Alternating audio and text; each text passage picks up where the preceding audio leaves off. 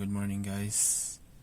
How to reset your service spanner in Mazda 3. First go this button, as you can see there, go to application, then press this one, then as you can see there is warning.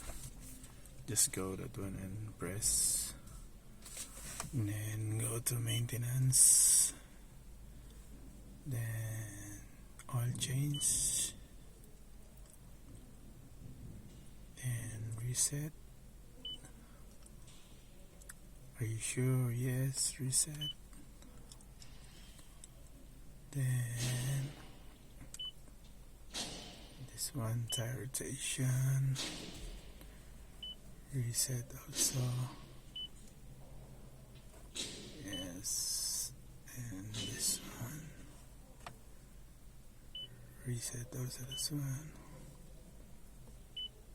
Yeah, then as you can see, there is no warning sign.